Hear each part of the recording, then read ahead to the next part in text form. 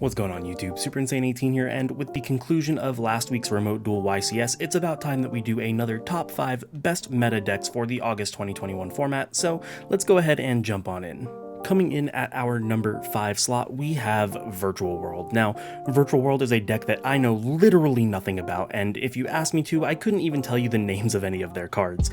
This is a deck that I personally can't respect just because of my lack of experience with it. I've only played against it a handful of times, and to me it just really didn't seem too threatening, but across all of the different regions it managed to land a combined total of 11 top cut slots, so something has to be said for it. Maybe I'll take some time to learn it and bring you guys a more comprehensive video on what this deck can actually do, but for now it makes the list solely out of respect for how well it performed in the YCS. Cutting right to the chase, our number 4 deck is one that surprised the absolute hell out of me, and that deck is going to be Dragon Link.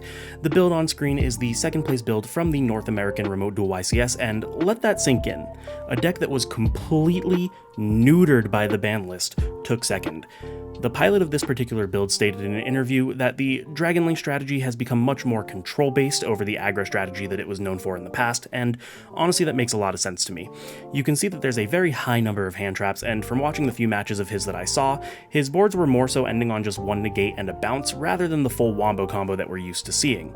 The fact that this deck can still receive the massive hits that it did and take second at such a large skill-capped event really says something for its place in today's meta. Third, we have a deck that I have to tell you guys, I was wrong about. On screen we have PAX's first place Prank Kids deck profile, and this deck I entirely counted out in last month's meta deck video, but after learning it, having more exposure to it, and playing it for myself, I can admit that I was wrong. The deck took up a combined total of 13 top cut slots across the different regions, and as already stated, won North America's YCS. This deck is an incredible one-card engine, and as with any one-card engine, you can play an absolute metric ton of hand traps. That's what makes this deck so good. Not only does literally any in-archetype monster mean that you get your full combo, but you're able to follow that up with a ton of interruptions for your opponent. Not to mention the strength of having those hand traps if you happen to lose the dice roll and have to go second. This deck definitely overperformed, and I think it earned its spot at number 3.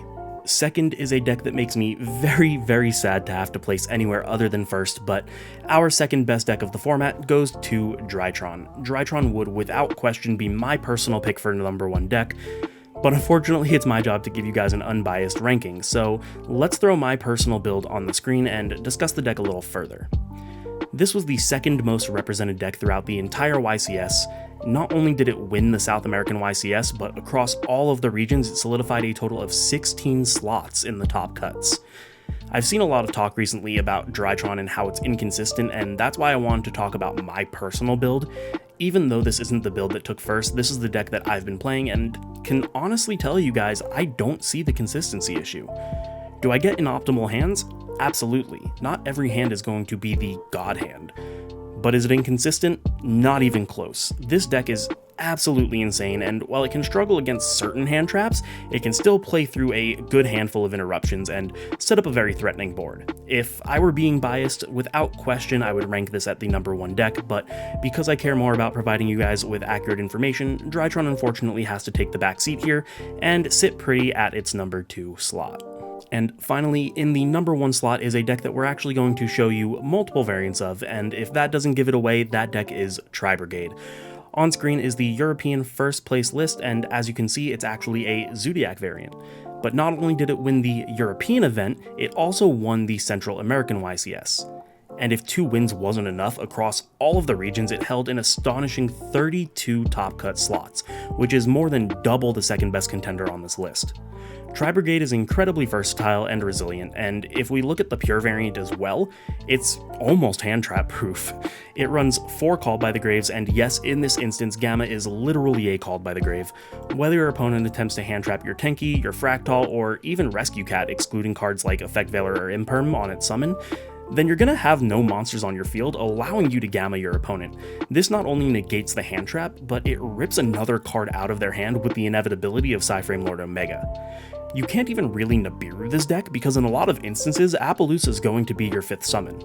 Couple all of that with the absolute insane and searchable card that is Revolt, you'd be hard-pressed to find anything that can perform any better than this deck. So without question, Tri-Brigade has to be the number 1 best meta deck for the August 2021 format.